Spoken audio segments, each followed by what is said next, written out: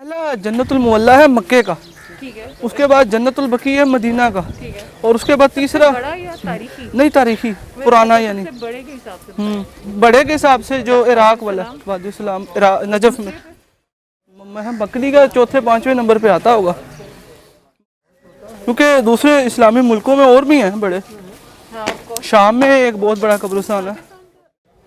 हाँ पाकिस्तान का फिर बड़ा मकली है, उसके बाद ये नहीं, ये भी असल में एक्चुअल जो रकबा था उतना रहा नहीं है अब। ये अब जितनी सड़कें चल रहे हैं, यहाँ इसके बारे में लैंड। अच्छा वो मैंने नहीं देखी। अब ये जहाँ हम चल रहे हैं तो ये भी कब्रें ही हैं ना, जहाँ हम चल रहे हैं ये भी कब्रें हैं सारी। ये रास्ते तो बाद में बनाए गए हैं। इसी तरह ये जो बीच की सड़क गुजार रही है ये भी कब्रों के ऊपर से गुजारी है। ये पीछे जो नहीं मेन वाली ये भी है। इसके अलावा जो पीछे एरियाज हैं वो सारे कब्जे के ऊपर कब्रों पे बने हुए। इसका एक्चुअल जो रकबा बताया जाता है वो 40,000 कनाल था।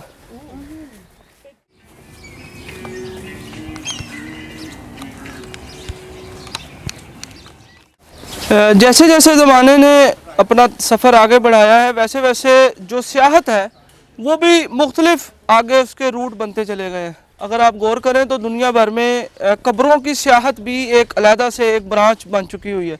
अगर आप देखें कि ईरान है, इराक है या मदीना है या और बहुत सारे मुकामात है, वहाँ पे भी लोग जो है वो कब्रों की ही एक तरह की ज़ियारत करने के लिए जाते हैं।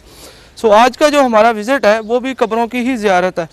अगर हम थोड़ा सा कब्रों की थोड़ी तारीख़ पे अगर बात कर लें तो पूरी कायनात में सबसे पहली जो कब्र है वो हज़रत आदम के ही बेटे की है।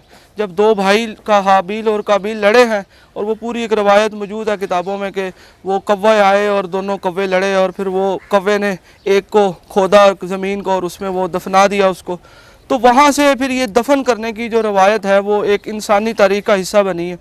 और अगर हम इस्लाम में अगर हम थोड़ा सा स्टडी करें तो तारीख़ इस्लाम का जो सबसे पहला कब्रिस्तान है वो जन्नतुल मुअल्ला है जो कि मक्का शरीफ में है।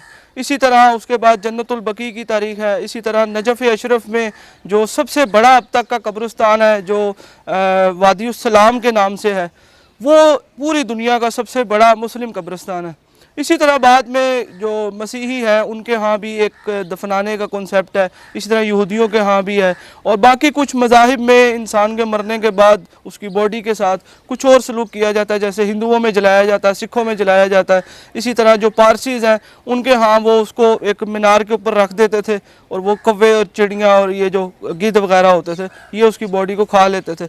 इसी तरह मुख्तलिफ मज़ाहिब में एक मज़हब में वो भी था कि उसको तैयार करके और उसके साथ पत्थर बांध के उसको समंदर में गर्क कर देते थे, और उसमें फिर वो मछलियाँ और दीगर जो मखलूक थी वो उसको खा लेती थी। तो अगर आप देखें तो ये एक पूरा एक सब्जेक्ट बन चुका है कि कब्रों को ढूंढना, कब्रों के ऊपर लिखना, कब्रों की तहकीक करना, और फिर उसमें जो कतबा जात है वो भी हमारे एक कल्चर का हिस्सा बन चुका हुआ है।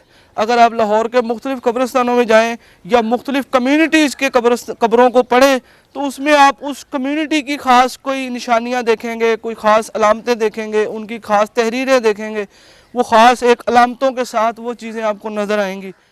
सबसे पहले ये तीन यहाँ पे जो बड़े नामवर लोग हैं, वैसे तो खैर बहुत सारे हैं, जैसे मैंने ग्रुप में बयान किया था कि यहाँ तो हज़ारों की तादाद में है, कुल कब्रें लाखों हैं लेकिन हज़ारों मशाहिर हैं, नामवर लोग हैं यहाँ। लेकिन हमने जो अपने टारगेट के अंदर सेट किए हैं वो तीन लोग हैं।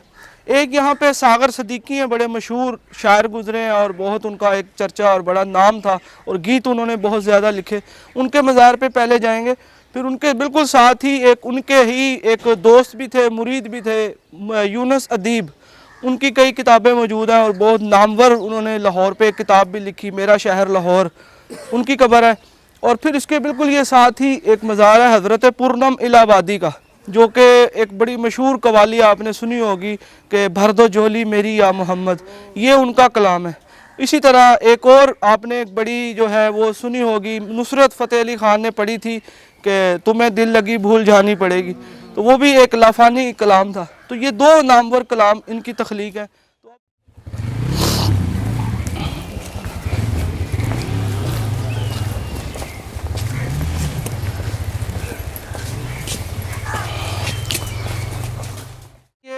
सागर सदीकी नाम एक शायर है, उनकी कब्र है ये। बिल्कुल इनका असल नाम जो था वो मोहम्मद अख्तर था, और 1928 में इनकी पैदाइश है अम्बाला शहर में। बाद ने अमृतसर भी लिखी है, लेकिन अम्बाला और अमृतसर करीब करीब ही हैं।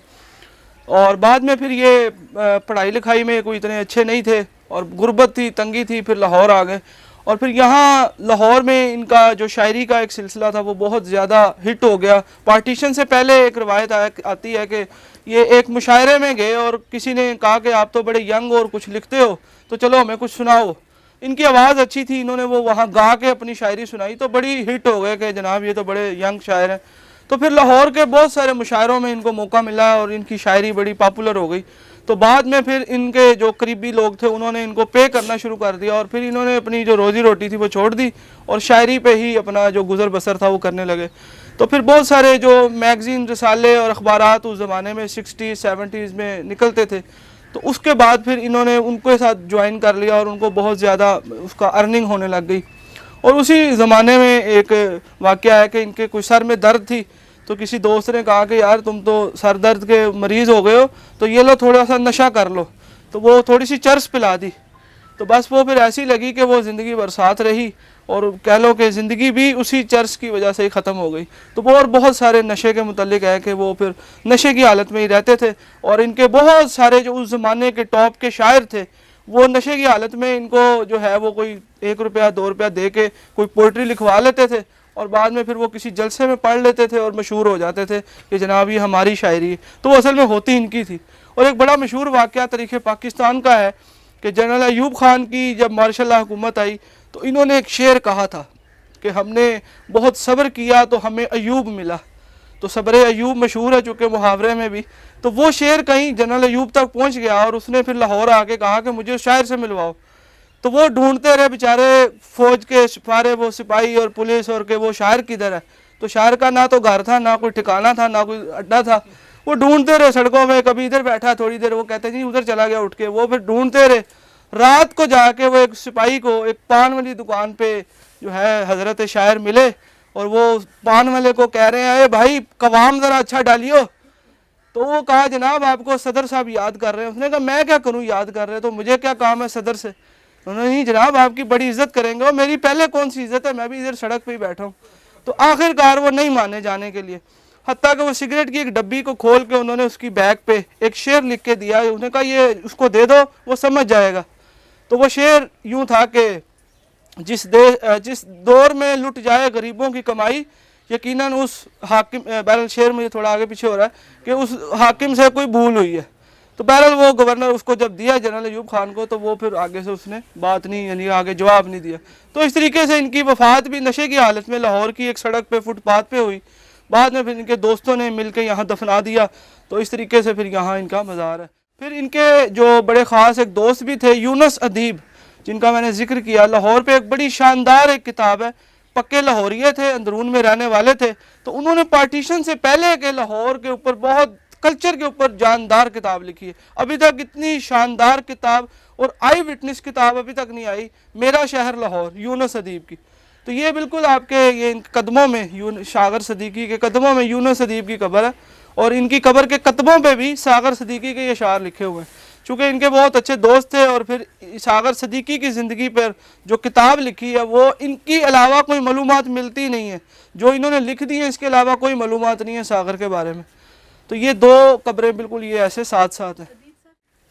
और असल कब्र ये नीचे, अगर आप यहाँ दरवाज़ा देख रहे हैं आगे, असल कब्र वो उस लेवल पे है। उस कब्र जो वो कब्रों का एक लेवल चल रहा है, ये थोड़ा अलामती तौर पे बनाया हुआ है जो एक डमी बनती है ऊपर।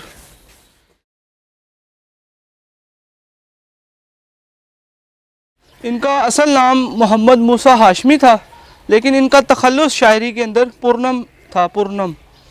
और इनका जो पैदाइश है वो 1940 इलाहाबाद इंडिया, और उसके बाद ये पाकिस्तान आ गए थे 47 में। और इनकी जो मशहूर गज़लें हैं वो उस ज़माने में भी प्रिंट होती थी अखबारात में और दीगर जगहों पे। और बाद में फिर जब इन्होंने ये शायरी ये वाली की और इसको फिर साबरी बरदरान ने जब इसको पढ़ा तो इनकी बहुत ज़्यादा एक शोहरत हुई। और बाकी बाद में आतिफ़ असलम ने भी पढ़ा और भी बहुत सारे जो कवाल हैं वो इसको एज अ प्रैक्टिस भी पढ़ते हैं। तो ये एक ट्रेंड बन गया हुआ है कि कवाल अपना एक इसको कलाम को पढ़ता है तो वो हिट हो जाता है एक तरह से। तो इनकी दूसरी जो शायरी मैंने बयान की थी वो नुसरत फ़तेह अली ख़ान साहब ने पढ़ी थी, जो मुझे तुम्हें दिल लगी भूल जानी पड़ेगी, मोहब्बत की राहों में आकर तो देखो। तो ये इनके दो बड़े मशहूर पोइट्री हुई हैं। इसके अलावा और बहुत सारी हैं लेकिन वो शायद पढ़ी नहीं गई या उस तरीके से मशहूर नहीं हो सकी। तो ये उनका मज़ार है। इनकी वफ़ात जो है वो 28 जून 2009 की है। मज़ार यहाँ से बंद है, ये चूँकि यहाँ पे नशई वगैरह आ जाते हैं तो शायद इसलिए लॉक किया हुआ है। तो ये उनका मज़ार है यहाँ। ये एक हमारे यहाँ कम्युनिटी पहले हुआ करती थी, बल्कि अभी भी खैर रहती है। अहमदी कहते हैं, बाज़ मिर्ज़ई कहते हैं, बाज़ और उसके मुख्तलिफ़ नाम रखे हुए। तो ये एक ज़माने में ज़ाहिर बात है कि 73 से पहले तो एज आ मुस्लिम ही कंसीडर होते थे, और फिर तहरीक ख़त्म नबूवत जब से शुरू हुई और फिर वो आहिस्ता आहिस्ता चलते चलते 73 में कामयाब हुई, और जिसके नतीजे में इनको नॉन मुस्लिम डिक्लेयर करके एक मिनॉरिटी में डाल दिया गया। तो ये जिस जगह पे हम खड़े हैं ये उस कम्युनिटी का कब्रिस्तान है। वैसे तो पहले एक ज़माने में सारे कंबाइन ही होते थे, ये उसकी एक अलामत है। आजकल अगर आप देखें तो वो शियों के अलग कब्रिस्तान है, सुन्नियों के अलग हैं, दीगर और लोगों के और हैं। वो मजहबी एक नफ़रत जितनी बढ़ती जा रही है वो एक सेपरेशन भी उतनी बढ़ती जा रही है। लेकिन पहले अगर आप देखें तो इसमें आप नीचे उतरेंगे तो ये अहले तशीह का पोर्शन नज़र आएगा आपको। इसी तरह ये जहाँ हम खड़े हैं ये प्योरली अहमदियों का है। तो ये एक बड़ी मेरे लिए भी इंटरेस्टिंग चीज़ थी कि ये एक मुस्लिम कब्रिस्तान के अंदर ये कैसे पॉसिबल था। लेकिन ज़ाहिर बात है कि ज़्यादातर कब्रें अगर आप पढ़ें इनकी प्लेटें तो ये 73 से पहले की हैं। तो उस वक्त तो चूँकि ये हिस्सा थे और इस तरीके से इनके, और ये बहुत बड़े स्कॉलर्स हैं, बहुत बड़े नामवर लोग हैं यहाँ पे। तो एक अहमदी के मज़हब के अंदर भी एक लाहौरी ब्रांच है, एक लाहौरी फ़िरका जिसे कहते हैं, उनके जो फाउंडर हैं उनकी ये कब्र बिल्कुल, अभी हम उस तरफ भी चलते हैं। इसी तरह एक इनके बड़े स्कॉलर गुजरे हैं अब्दुल हक विद्यार्थी, उनकी और उनकी बेगम की कब्रें भी इसी के साथ हैं। तो अगर आप इनकी प्लेटें पढ़ें तो आप हैरान होंगे कि बहुत बड़े मुफक्किर इस्लाम और दाई ख़त्म नबूवत और इस तरह के टाइटल तक बाकायदा कब्रों पे लिखे हुए हैं। तो मेरा ख्याल है कि बताने से ज़्यादा अगर आप ख़ुद इन चीज़ों को, ये सामने दीवार है ये यहाँ तक इसका हाथ है।